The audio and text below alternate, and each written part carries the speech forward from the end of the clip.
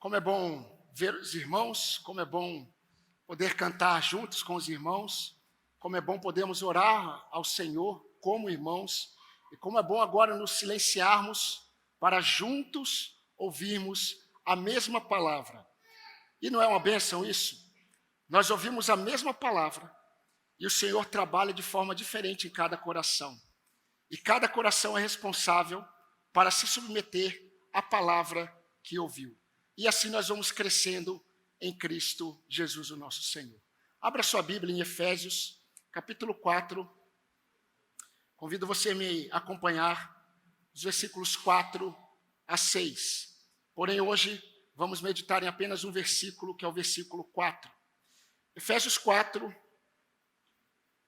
versículo 4, vamos ler até o 6.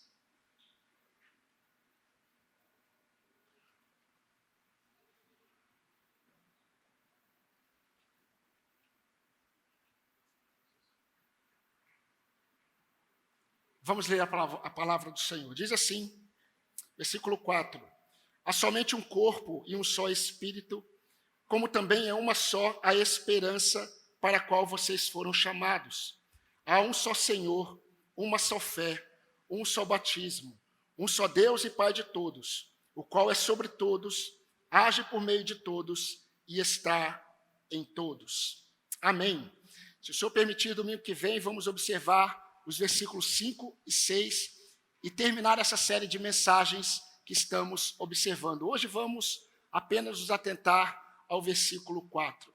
Eu creio que os irmãos vão se lembrar que em uma de nossas reflexões, no domingo pela manhã, na ceia do Senhor, há um tempo atrás, nós falamos sobre um dos maiores milagres presentes na vida da igreja, que é o milagre da coexistência. Quando um Deus todo santo, ele habita em um povo ainda pecador. Nós vimos sobre isso.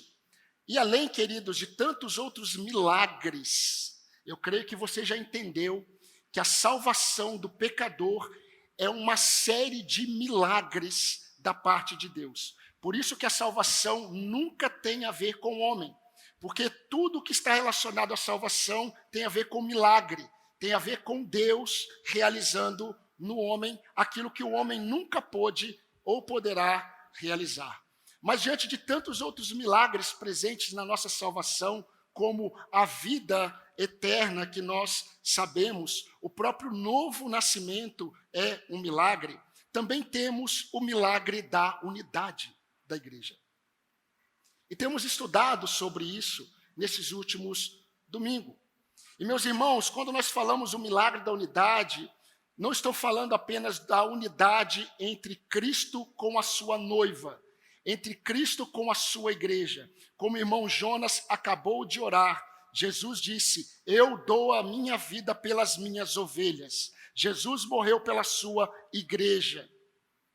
E eu não estou falando apenas dessa unidade entre Cristo e a igreja, mas o milagre da unidade de uns para com os outros. Isso acontece, meus irmãos, quando Deus une, pelo seu poder, em um só corpo, pessoas tão diferentes, pessoas tão cheias de si mesmas, pessoas tão difíceis. Eu não sei se você percebeu, mas você é uma pessoa difícil. Ah, pastor, quem disse isso? É só você perguntar para você mesmo. Melhor, pergunte para o seu cônjuge. Você não é uma pessoa fácil. Eu também não sou. E aí, meus irmãos, nós percebemos o agir de Deus quando Ele une pessoas tão diferentes. Essa semana eu estava conversando com o irmão, ele percebeu uma mensagem de Deus no palco, no púlpito que nós estamos construindo no outro templo. Ele disse assim, pastor, impressionante, porque nós construímos o palco com pallets tão diferentes, nenhum uniforme. E aí nós fomos juntando, fomos levantando um, baixando o outro, e pessoas diferentes, pessoas que enxergam as coisas de forma diferentes, pessoas que trabalham de formas diferentes, pessoas que são mais perfeccionistas do que as outras. Mas, pastor, não teve nenhuma briga, todo mundo trabalhou, e de repente toda aquela diferença está em um palco montado e bonito. Está bonito, vai lá essa semana para você ver. Um bom exemplo de unidade. E Deus não apenas une essas pessoas, mas também convoca cada um a tratar e servir ao seu irmão com o mesmo amor que o alcançou. Deus convoca cada um a considerar o seu irmão superior a ele mesmo. Deus convoca cada um a renunciar a si mesmo para a edificação de um mesmo corpo, que é o corpo de Cristo. Por isso, queridos, que eu falei e tenho falado, eu afirmei isso no último sermão, que eu creio que o nosso maior desafio como igreja é experimentarmos aquilo que Deus ele proporcionou para o seu povo, que é a unidade na prática. E a unidade não tem a ver necessariamente com a prática dos dons. A prática dos dons tem a ver com a edificação da unidade, mas a unidade ela é vista na prática da mutualidade. Na mutualidade, a renúncia. Na mutualidade, há um preço a ser pago. Na mutualidade, há um esforço em direção para preservar a unidade. Deixa eu aproveitar e fazer uma pergunta. Com quantos irmãos você orou essa semana?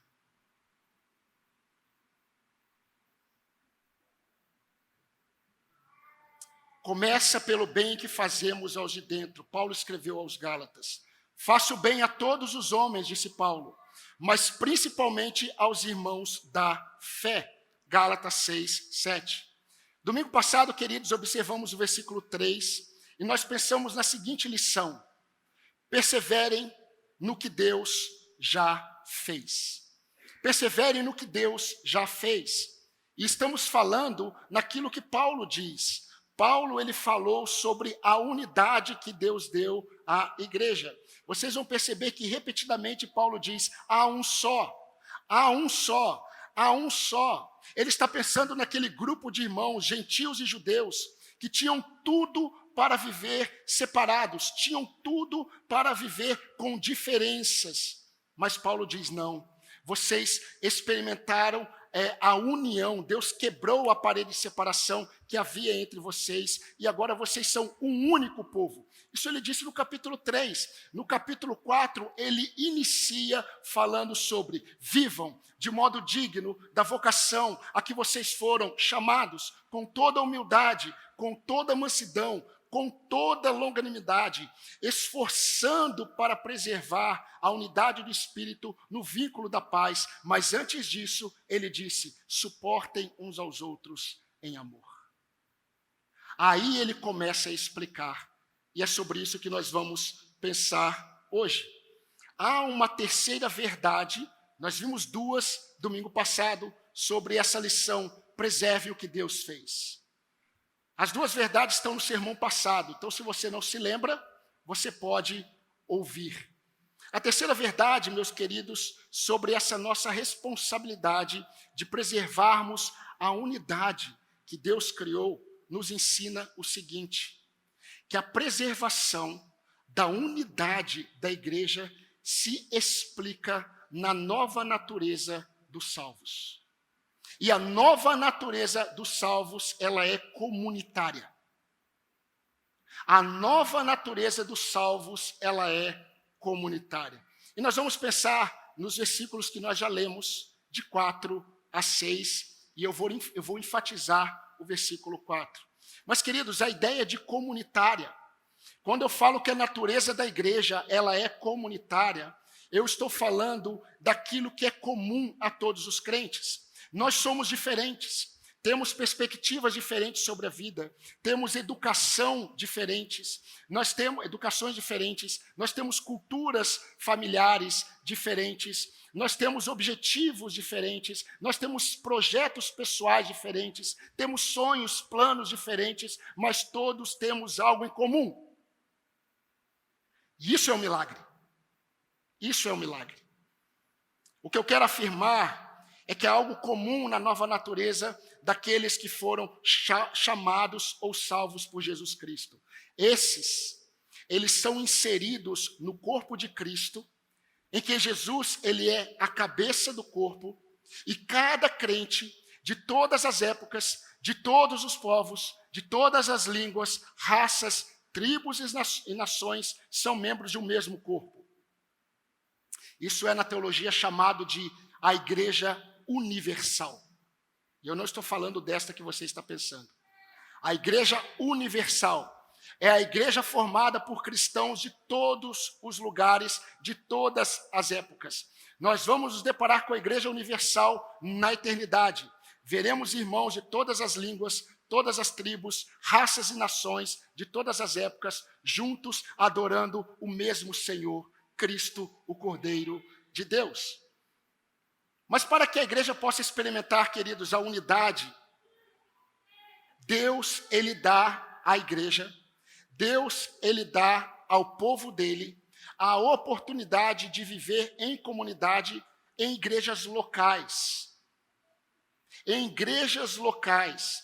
São comunidades menores que são conduzidas por pastores que Deus levanta para conduzir esse povo ao conhecimento do Senhor, ao conhecimento dos seus dons, à prática da mutualidade, para que essa comunidade ela cresça.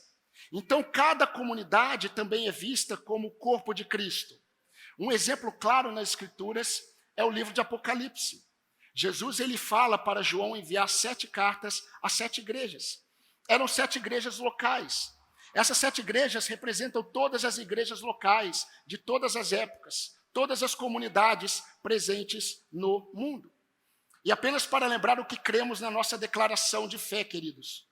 A igreja verdadeira, ela não é apenas um ajuntamento de pessoas que decidem comungar a mesma fé. A igreja verdadeira, ela não é formada por pessoas que se agregam. Não. A igreja verdadeira, ela é um ajuntamento de pessoas que foram regeneradas. Elas foram convertidas por Deus e não por vontade própria. Elas não tomam uma decisão, eu vou fazer parte dessa comunidade, não. Ela é transformada de tal forma que ela não vê outra possibilidade a não ser desejar estar com Cristo. Eu sou da época que um convertido é aquele que ele não pensa em mais nada, ele quer estar com Deus e com o povo de Deus. Eu me lembro que quando eu me converti, eu queria tanto um culto, que na segunda-feira eu ia numa igreja, na terça-feira eu ia em outra, na quarta-feira eu ia no culto da bênção, na sexta eu ia no culto da libertação. Olha a confusão. No sábado eu ia no culto dos jovens da Batista e no domingo eu ia na Batista. Graças a Deus que Deus me preservou. Mas, meus irmãos, a minha sede da minha esposa por adorar a Deus com o povo de Deus era tão grande que eu não conseguia discernir os erros. É Casa da Bênção aqui, é Presbiteriana Renovada ali, no outro dia é a Igreja Pentecostal não sei do que, no outro dia é a igreja não sei... Eu queria cultuar, porque é impossível não amar o povo de Deus. Hoje nós vivemos conversão em que o crente se converte e ele aparece na igreja uma vez, um mês. Eu não entendo conversão assim. Na verdade, eu não creio em conversão assim. Nós não convertemos pessoas. Nós recebemos pessoas convertidas pelo poder de Deus. Nós não criamos chama no coração das pessoas. Nós recebemos pessoas que estão pegando fogo por Cristo e pela igreja de Cristo.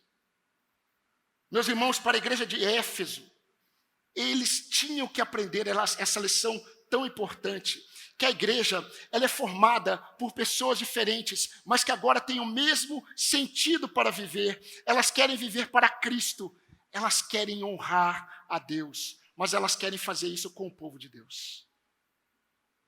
Aonde o povo de Deus está, eu quero estar lá.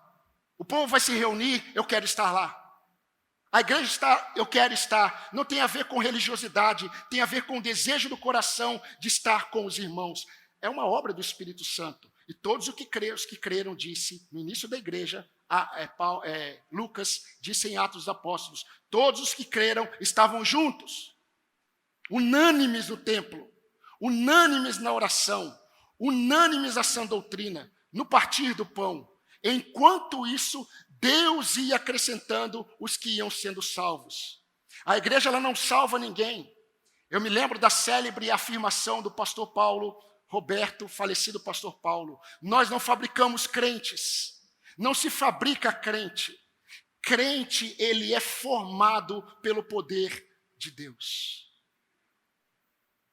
Essa igreja de Éfeso, a igreja de Colosso, a igreja de Roma, e tantas outras igrejas formadas por gentios e por judeus convertidos, eles receberam essa lição tão importante de Paulo, tão importante de Pedro, tão importante de João, que Deus, ele pega pessoas tão diferentes e ele forma apenas um povo.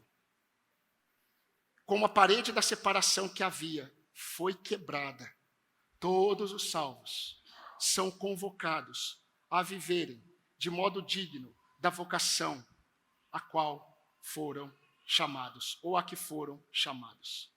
E, meus irmãos, os versículos 4 a 6, nós vamos ver, se Deus permitir, no domingo que vem, nós vamos ver o propósito final de todas as virtudes que Paulo já falou nos versículos primeiros desse capítulo.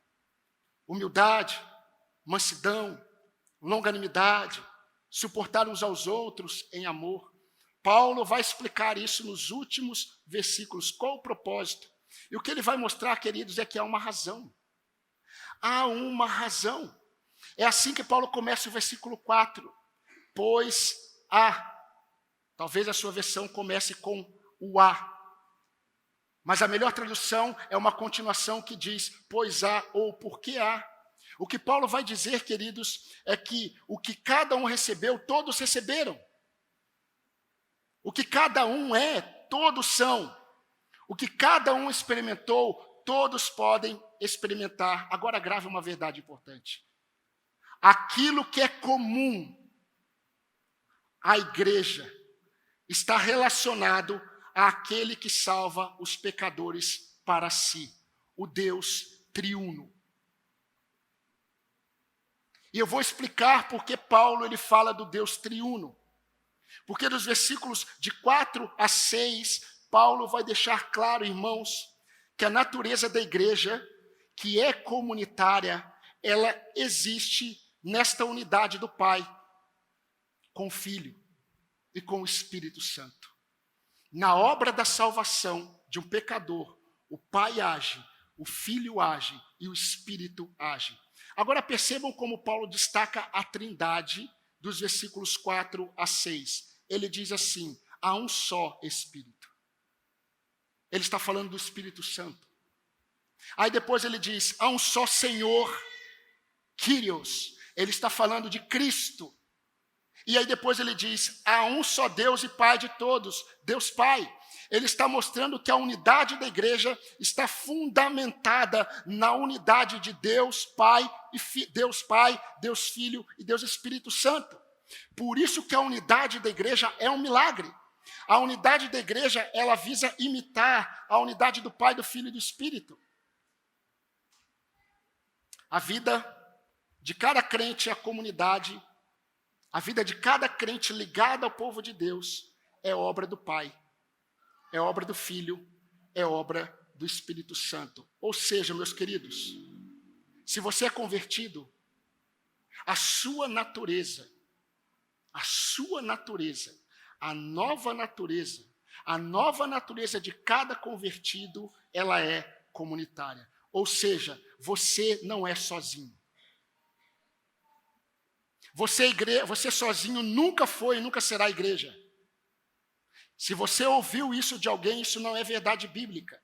Você sozinho, você não é igreja. Todas as vezes que Paulo, Pedro, João, Tiago, eles falam sobre o Espírito Santo na igreja, ele vai falar em vós, em vocês, sempre povo, sempre comunidade. Então, meus irmãos, nessa declaração de fé, o que Paulo está falando no capítulo 4, agora, a partir do versículo 4 até o versículo 6, é uma declaração de fé, mostrando onde a igreja de Cristo ela está fundamentada. E não pensemos em outras comunidades agora, porque estamos pensando em nossa comunidade. Cada comunidade de salvos está fundamentada na pessoa do Pai, na pessoa do Filho, na pessoa do Espírito Santo. Ou seja, cada crente, ele está inserido na comunidade, ele subsiste em comunidade e ele cresce somente em comunidade. Pastor, tem muitos irmãos aí que não têm a igreja para se reunir. Não é porque eles não querem ou não podem.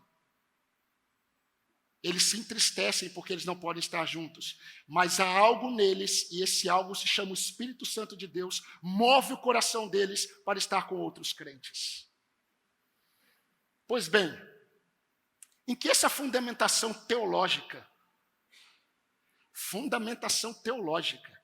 em que isso serviu de forma prática para a igreja de Éfeso e também para a nossa igreja ou para todas as comunidades? Meus irmãos, em Éfeso, assim como em Corinto, assim como a igreja de Roma, assim como a igreja dos Tessalonicenses, dos Colossenses, assim como todas as igrejas da face da terra, eles tinham todos os ingredientes para a intolerância. Eles tinham todos os ingredientes para o separatismo. Eles tinham todos os ingredientes para as divisões e para as discórdias. E com esse ensino, Paulo ele traz, e eu vou destacar, Paulo traz muitas lições, mas eu vou destacar apenas algumas lições práticas que estão presentes no versículo 4, que Paulo ensina para essa igreja, e pela bondade de Deus, irmãos, o Senhor preservou para nós.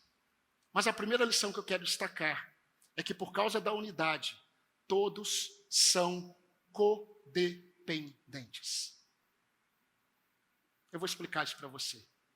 Por causa da unidade, todos os crentes são codependentes. Quando ele diz, há um só corpo.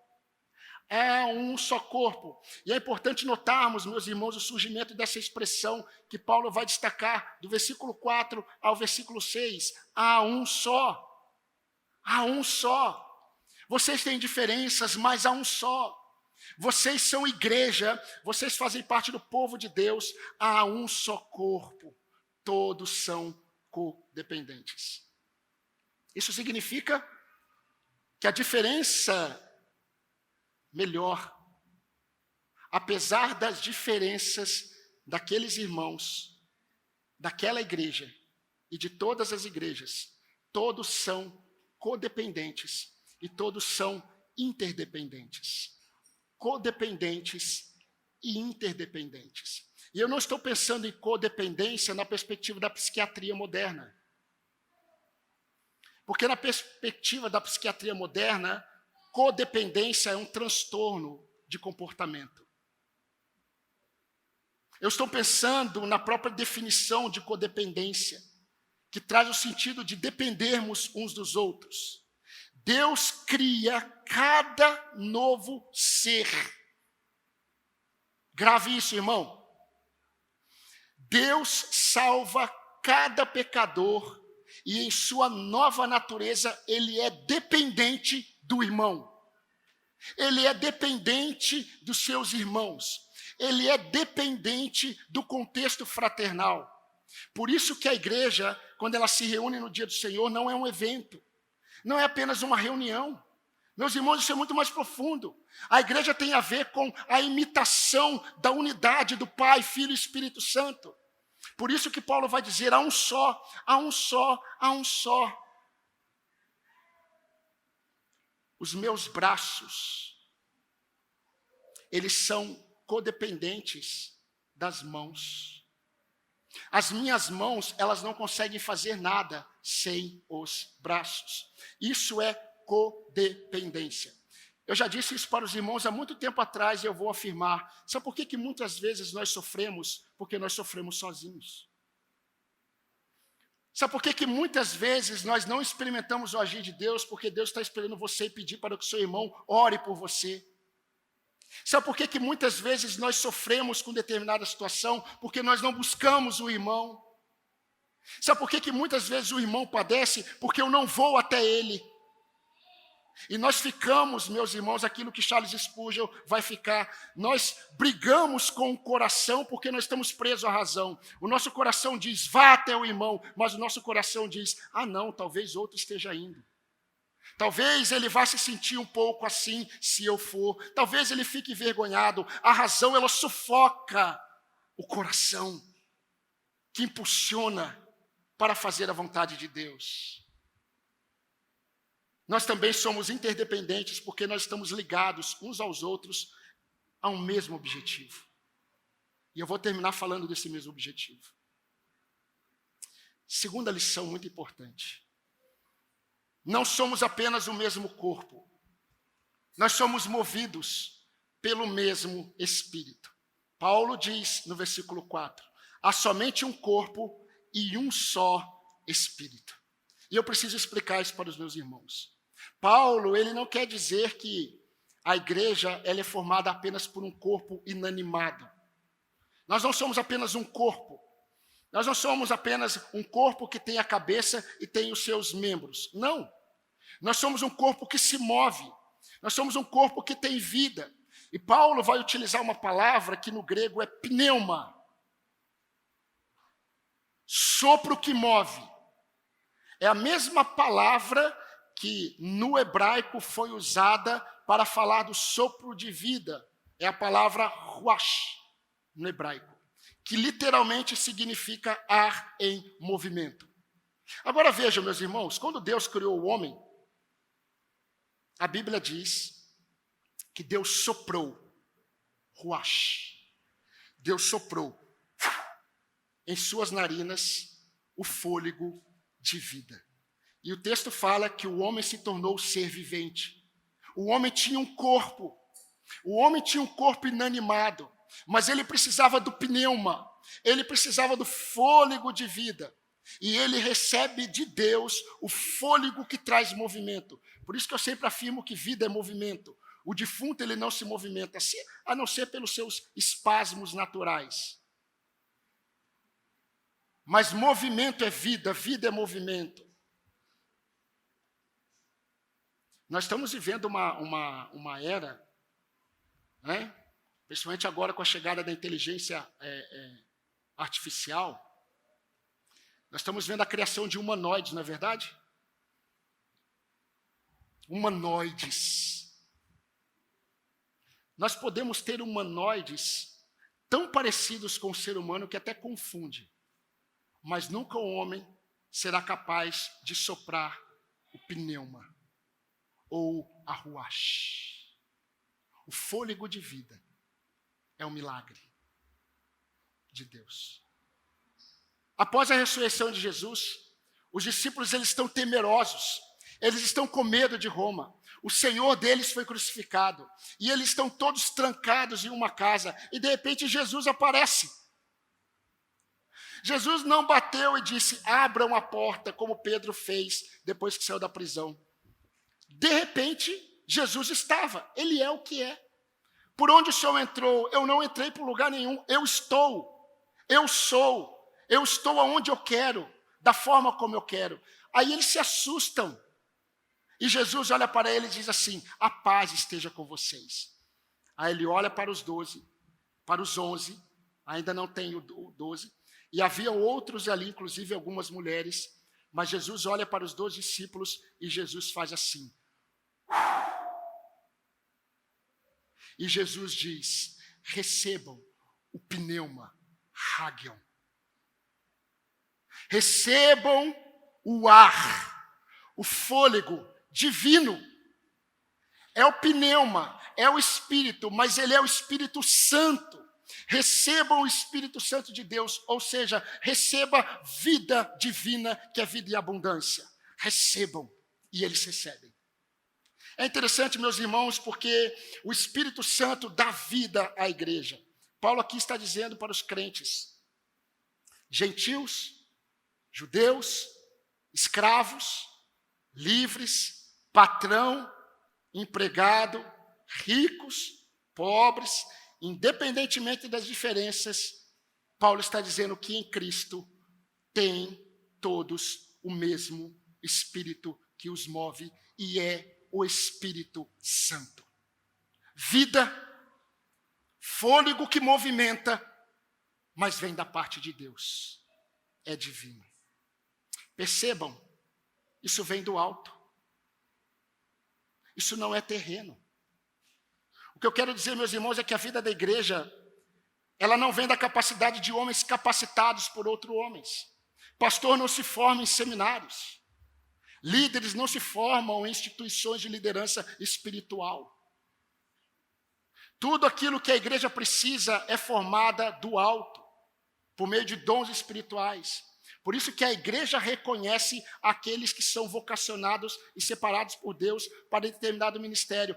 Eu tenho vontade de cantar. Eu tenho vontade de ensinar. Eu tenho vontade disso. A igreja reconhece. Não sou eu que simplesmente quero fazer. A igreja precisa reconhecer. Porque há um movimento no meio da igreja. O vigor da igreja não está fundamentado em esforços humanos. Gravem isso, irmãos. Já está gravado o sermão, mas grave isso no seu coração. O vigor da igreja não está fundamentado em esforços humanos. Não está fundamentado em programas. Não está fundamentado em eventos. Muito menos planejamentos estratégicos para o crescimento. A força da igreja, a força dos salvos, a força dos crentes, não vem de estímulos humanistas, mas do poder do Espírito Santo. Vinde a mim, todos vós que estáis cansados e sobrecarregados, que eu vos aliviarei. Eu cresci vendo crentes recebendo cargos na igreja, porque estavam desanimados na fé, e receberam uma função para não desanimarem. Não faça isso nunca. Nós não damos coisas para crentes fazerem para que eles estejam animados. Vinde a mim, todos vós que estáis cansados e sobrecarregados, eu vos aliviarei. A força da igreja é do Espírito Santo. Se o crente precisa de algo além do poder de Deus para se mover, ou não há vida, ou essa vida está apagada. A igreja não se move a partir de vontades pessoais de pessoas diferentes. A igreja não é um corpo onde cada membro tem vontade própria e busca seus próprios interesses. Por fim, queridos, a igreja não existe no poder e na força dos seus membros. Paulo escreveu para uma igreja dividida. Uma igreja dividida. Isso sempre foi muito comum na história da igreja. Igreja dividida. E para uma igreja dividida, Paulo escreveu o seguinte: porque, por um mesmo Espírito, fomos também batizados em um corpo, quer fôssemos judeus, quer fôssemos gregos, escravos ou livres, e a todos nos foi dado beber de um mesmo Espírito. E é interessante, porque isso está em 1 Coríntios 12, 13. E Paulo está falando ali exatamente do corpo. Ele usa a metáfora do corpo humano para falar dos dons. Todos são importantes. A unha, ela tem sua importância. Todos são, porque todos têm o mesmo Espírito. Exatamente o que Paulo está dizendo aqui. Há um só corpo e um só Espírito que vivifica a igreja. É o pneuma santo de Deus. Terceira lição e última. Apesar das diferenças, todos fomos chamados para uma só esperança. Versículo 4, a parte B, olhe na sua Bíblia. O que Paulo diz. Ele disse até agora, há somente um corpo e um só Espírito. Agora ele diz, como também é uma só esperança para a qual vocês foram chamados. Meus irmãos, queridos irmãos, percebam que a ênfase de Paulo ainda está na unidade. Ele ainda usa a expressão há um, só que agora ele vai falar da esperança, então ele diz há uma única. Ele ainda está pensando na unidade e olha, ele está pensando no Espírito Santo. Sabe por quê? Porque no capítulo 1 de Efésios, o texto que nós lemos aqui, o irmão Júnior nos conduziu, no capítulo 1 de Efésios, Paulo, ele disse que o Espírito Santo de Deus é o selo da promessa e o penhor da nossa herança, até o resgate da sua propriedade em louvor da sua glória. Efésios 1, 13 a 14. Queridos, além de tudo, tudo aquilo que Deus tem feito, tudo aquilo que Deus já fez em nossa salvação, tudo aquilo que Deus tem realizado. Além de tudo isso, há uma obra do Espírito Santo na vida de cada crente, que quando uma comunidade pequena, quando uma igreja local, ela não está tendo este direcionamento, significa que o Espírito Santo não está presente conduzindo aquele povo. Quando uma comunidade evangélica, ela não destaca isso que eu vou dizer, que o Espírito Santo faz na igreja, essa igreja, ela não está sendo direcionada ou submissa ao Espírito Santo. Porque há uma obra do Espírito Santo que tem a ver com o futuro da igreja.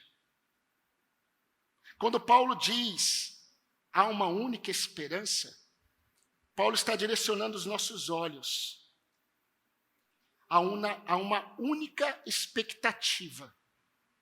Uma expectativa que é uma expectativa de todos os crentes, que tem a ver com o futuro. E queridos, eu não sei se você já percebeu, e eu não sei se isso tem tido efeito na sua vida.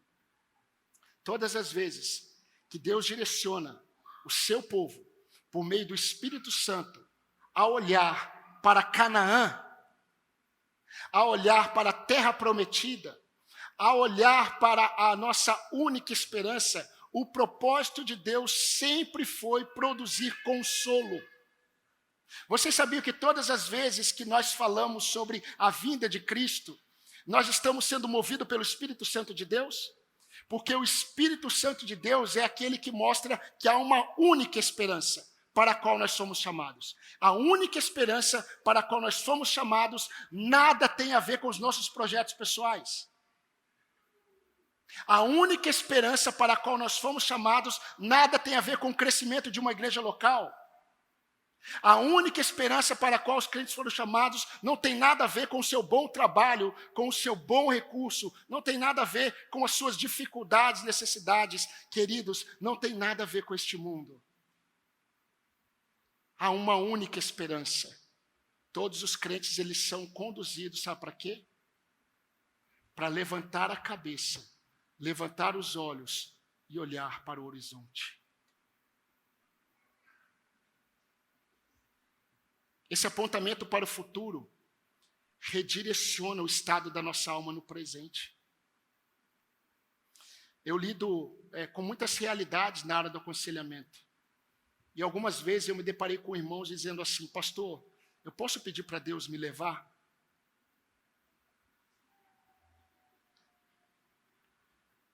E eu sempre levo o irmão a pensar sobre a motivação desse pedido.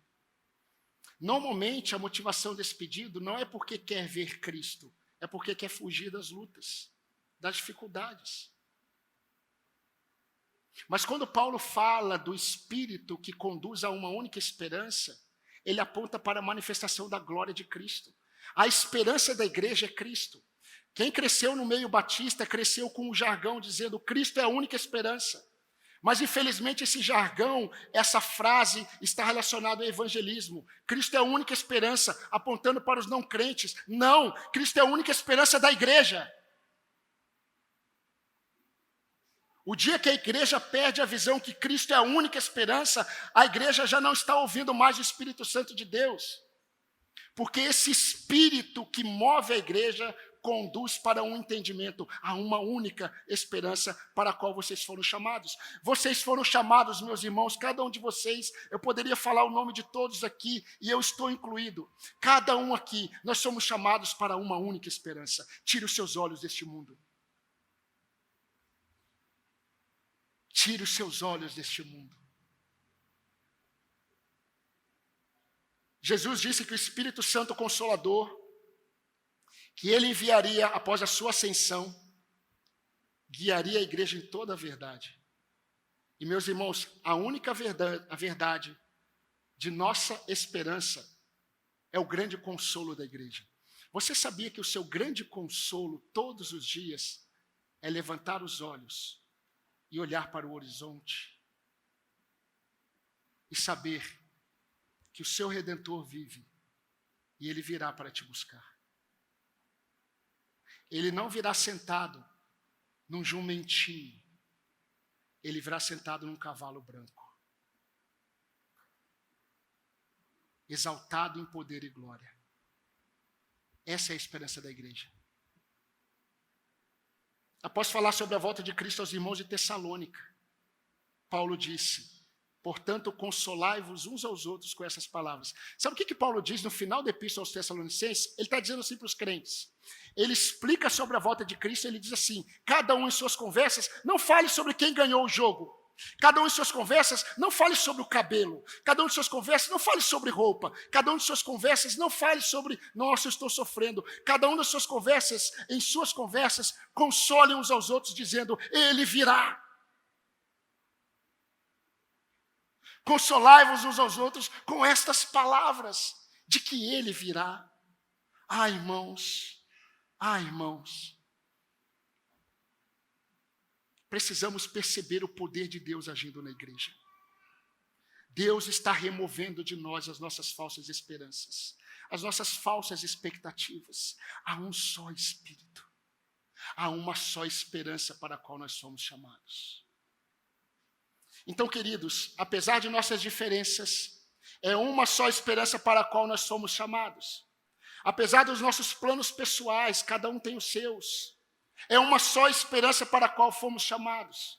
Apesar de termos diferentes expectativas em famílias, diferentes expectativas como pessoas, como indivíduos, é uma só esperança para a qual nós somos chamados. Apesar de termos diferentes experiências que nos abatem, que nos entristecem, há uma única esperança para a qual nós somos chamados. O mesmo Espírito está levantando os nossos olhos para que possamos contemplar a nossa esperança futura. Porque assim nós seremos verdadeiramente consolados. Deixa eu fazer uma pergunta para você, jovem. Você que tem tanta vida pela frente, você tem aguardado a volta de Cristo? Sabe por que tantos jovens vivem ansiosos? É porque os olhos estão muito presos às coisas dessa vida. Sabe por que muitas irmãs estão aflitas e ansiosas? Porque os olhos estão muito presos às coisas dessa vida. Sabe por que tantos homens estão aflitos? Porque os olhos estão muito presos às coisas desta vida. A esperança da igreja está na manifestação da glória de Cristo. E, queridos, apesar das nossas diferenças, muitas diferenças, eu tenho afinidade aqui com muitos irmãos, mas se nós sentarmos para falarmos as diferenças, temos muitas. Pegue o cônjuge. Somos muito diferentes. Mas apesar de todas as diferenças nesses estudos, nós estamos vendo Deus direcionando a igreja, mostrando que nós somos convocados a vivermos de modo digno da vocação a qual nós somos chamados. Aqui nós somos chamados. E além de todas as virtudes que são frutos, na verdade, manifestações do fruto do Espírito, apesar de tudo isso, o Espírito Santo nos move a olharmos para a frente. Ou seja, irmãos, para terminarmos, o poder que nos une é muito maior do que as diferenças que nos separam.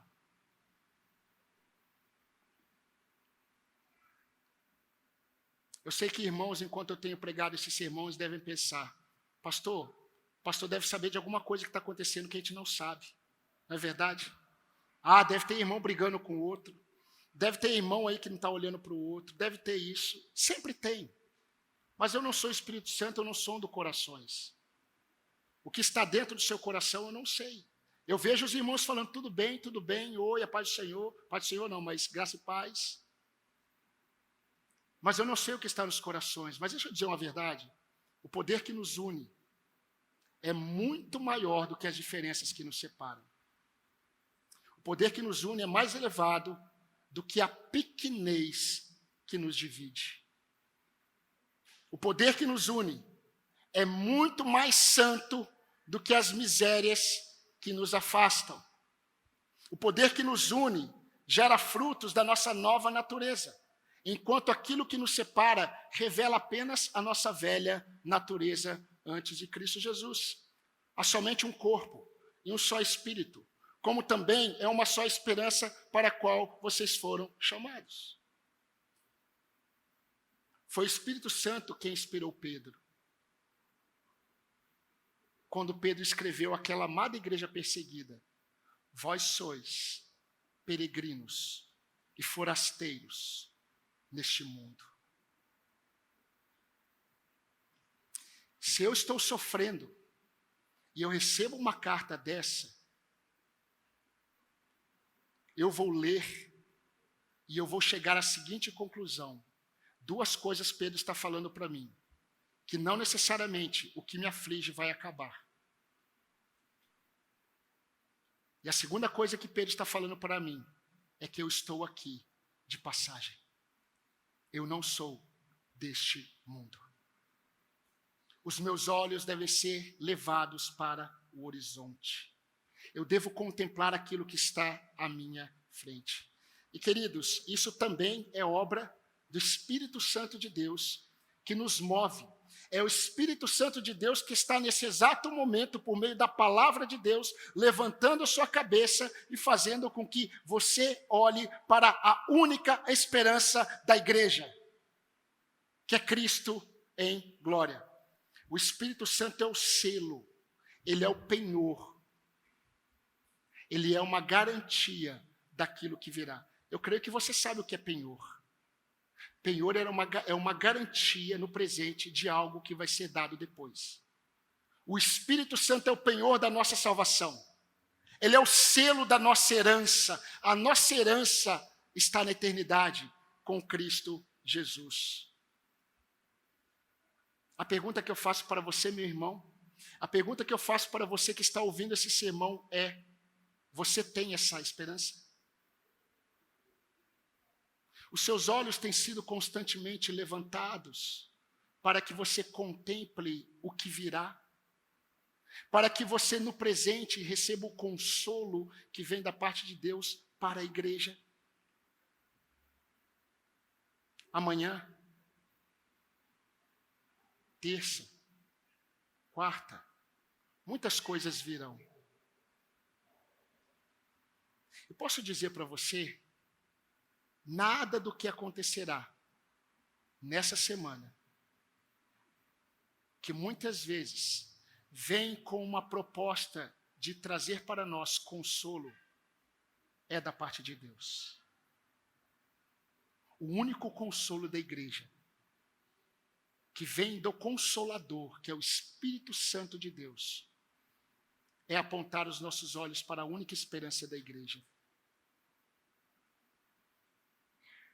O Espírito Santo está produzindo em nós uma expressão. Você deve aguardar o dia. É assim que a Bíblia trata a volta do Senhor, o dia. Eu tenho aguardado o dia todos os dias. Não é porque eu não amo a minha esposa e não quero estar com ela. Não é porque eu não amo meus familiares e não quero estar com eles. Não é porque eu não amo os meus irmãos e não quero estar com eles. É porque aquilo que eu amo produz em mim mais desejo. Por isso que Paulo vai dizer assim a todos aqueles que amam a vinda do Senhor. Nós devemos amar a vinda do Senhor. Nós devemos amar a vinda do Senhor. Eu tenho aguardado o dia. E eu creio que você também. Você que é salvo e é movido pelo mesmo Espírito que conduz o nosso coração a uma única esperança. Amém, irmãos? Amém.